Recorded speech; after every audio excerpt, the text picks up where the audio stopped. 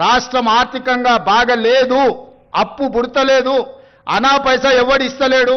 ఎవరినైనా కలవడానికి పోతే బ్యాంకర్లు దొంగలను చూసినట్టు చూస్తున్నారు తెలంగాణ రాష్ట్ర ప్రతినిధులను. ఎవడు ఢిల్లీకి పోతే అపాయింట్మెంట్ కూడా ఇస్తలేడు, వీడు వస్తే చెప్పులు కూడా ఎత్తుకపోతాడేమో అన్నట్టుగా ఆ పరిస్థితి ఉంది దేశం ముందల. అప్పు పుడితే నేను కూడా ఏదో ఒకటి చేసి తెచ్చిచ్చేటోను, అప్పు పుట్టట్లేదు, ఎవడు బజార్లో నమ్మడం లేదు. స్వీయ నియంత్రణనే దీనికి పరిష్కారము. ఉన్నంతలో గౌరవంగా సంసారాన్ని నడిపితే బజార్లో ఎవడైనా నమ్ముతాడు. వీధికెక్కి రచ్చ చేసుకుంటే, కుటుంబం పరువు బజార్లో పడేసుకుంటే ఎట్లుంటుందో, ఉద్యోగ సంఘ నాయకులారా, రాష్ట్ర ప్రభుత్వం అనేది మన కుటుంబము. ఈ పరువును బజార్లో మీరు పడేస్తాము అనంటే కుటుంబ పెద్దగా వద్దు అని నేను విజ్ఞప్తి చేస్తున్నా. దయచేసి విషయాన్ని అర్థం చేసుకోండి. లెక్కలు కావాలంటే మా ఆర్థిక మంత్రికి చెప్తా, లేకపోతే మా చీఫ్ సెక్రటరీకి చెప్తా, వచ్చి కూర్చోండి, అనా పైసతో సహా మీరే లెక్క కట్టండి. నేను చెప్తున్న దానికంటే ₹1 ఆదాయం ఎక్కువన్నా మీకే పంచిపెడతా. కాంట్రాక్టర్లకు బిల్లులు ఇవ్వాలంటే ఇంకొక 7,000 కోట్లు కావాలి. నేను చెప్పేది అన్ని నిత్యావసర అత్యవసరానికే 22,000 కోట్లు, దాంట్లోనే 4,000 కోట్ల తుట్టుంది. ఇక ఆయన పెట్టిపోయిన 50,000 కోట్ల రూపాయల కాంట్రాక్టర్లకు పాత బకాయిలు ఇవ్వాలంటే నెలకి 7,000 కోట్లు కావాలి. ఇవాళ సాగునీటి ప్రాజెక్టులల్లా 70%, 80%, 90% ప్రాజెక్టులు పూర్తయినే ఉన్నాయి. నెలకు 1,000 కోట్లు సాగునీటి మీద మనం ఖర్చు పెడితే 2 ఏళ్లలో దాదాపుగా 20 లక్షల ఎకరాలకు నీళ్ళు ఇవ్వచ్చు. ఇవాళ రాష్ట్రం మొత్తం నెలకు మొత్తం ఇన్ఫ్రాస్ట్రక్చర్, R&B కావచ్చు, పంచాయతీరాజ్ కావచ్చు, ఇరిగేషన్ కావచ్చు, any other department for development works, I'm not able to spend even 1,000 crores. ప్రతి నెల రాష్ట్రంలో జరుగుతున్న కాంట్రాక్టులు పనులకు బిల్లులు చెల్లించాలంటే 1,000 కోట్లు కూడా దొరకడం లేదు, 1,000 కోట్లు కూడా రావడం లేదు.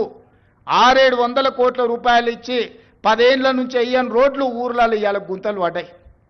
మీరు కష్టపడి కారు కొనుక్కుంటారు, మీరు సైకిల్ మోటార్ కొనుక్కొని ఫ్యామిలీతో పోతుంటే సడన్గా గుంత వస్తే అందులో పడి కింద పడి కాలు ఇరిగిపోతుంది. ఇవాళ చిన్న చిన్న గ్రామాలకు రోడ్లు వేయాలంటే అనా పైసా లేదు. పాత రోడ్ల మీద డాంబర్ వేద్దామంటే కూడా రూపాయి లేదు. రాష్ట్రం మొత్తం ఆర్థికంగా దెబ్బతినున్నాము. ఒక కుటుంబం విచ్ఛిన్నమైపోయి చిన్నాభిన్నమైపోయి ఆర్థికంగా పూర్తిగా దివాలా తీస్తే ఎట్లుంటుందో తెలంగాణ రాష్ట్ర ప్రభుత్వం యొక్క ఆర్థిక వ్యవస్థ అట్లనే ఉంది. ఎవరికైనా అనుమానం ఉంటే ఉన్న అన్ని లెక్కలు బహిరంగంగా చెప్తా.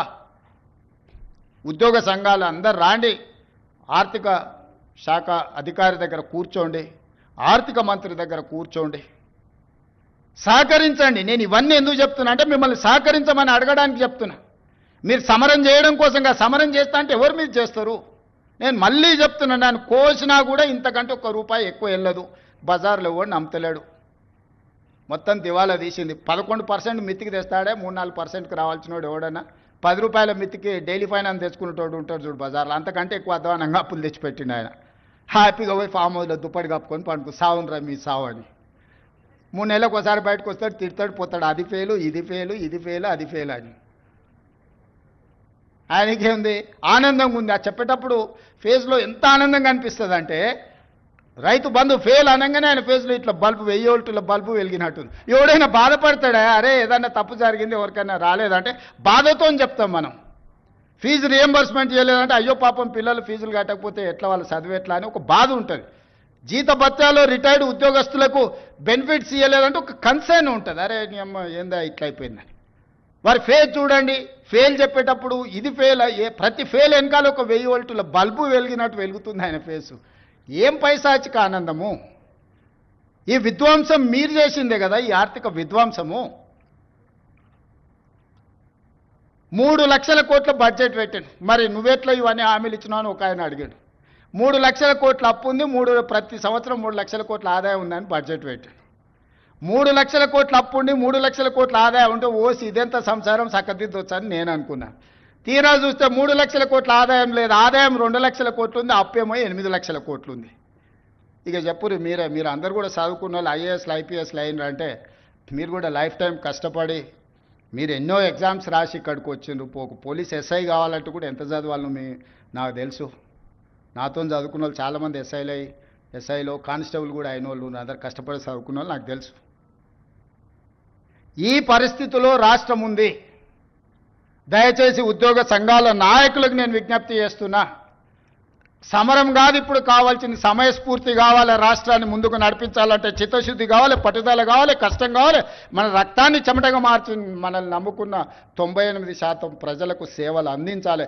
35 ఏండ్లు సర్వీసులో ఆ తర్వాత రిటైర్డ్ అయినా మనం బ్రతకడానికి ప్రజలు కట్టిన పన్నులో నుంచి ప్రభుత్వం పనిచేస్తుంది. ప్రజాప్రతినిధిగా తెలంగాణ రాష్ట్ర ముఖ్యమంత్రిగా నేను జీవితకాలం ఊడిగం చేసినా కూడా తక్కువనే అవుతుంది ప్రజలు ఇచ్చిన అవకాశానికి. ప్రభుత్వం అంటే రేవంత్ రెడ్డి వేరు, ప్రభుత్వ ఉద్యోగస్తులు వేరు కాదు. మీరు మేము కలిస్తేనే ప్రభుత్వం. మనం పాలకులం కాదు, మనం సేవకులం. ప్రజలకు సేవ చేయడానికే ఇక్కడ ఉన్నాం. సంఘాల నాయకులారా, కార్మిక సంఘాల నాయకులారా, అది ఆర్టీసీ కావచ్చు, సింగరేణి కావచ్చు, విద్యుత్ కార్మికులు కావచ్చు, ప్రభుత్వ ఉద్యోగస్తులు కావచ్చు, మీకు అందరికీ నేను విజ్ఞప్తి చేస్తున్నా, సవినయంగా మనవి చేస్తున్నా, మన బాధ్యతలు మనం నిర్వహించుకుందాం.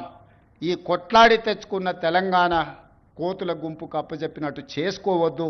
మనం సాధించుకున్న తెలంగాణను మనం అభివృద్ధి పదం వైపు నడిపించుకుందాము. ప్రపంచానికే ఆదర్శంగా నెంబర్ 1గా నిలబడేటట్టు చేద్దాం. కష్టపడుతున్న రోజుకు 18 గంటలు. ఏ రోజైనా డిసెంబర్ 7, 2023 నాడు బాధ్యత తీసుకున్నాక ఈ రోజు వరకు ఒక్క రోజైనా, ఒక్క గంట అయినా నేను సెలవు తీసుకున్నానా మీరు ఆలోచన చేయండి.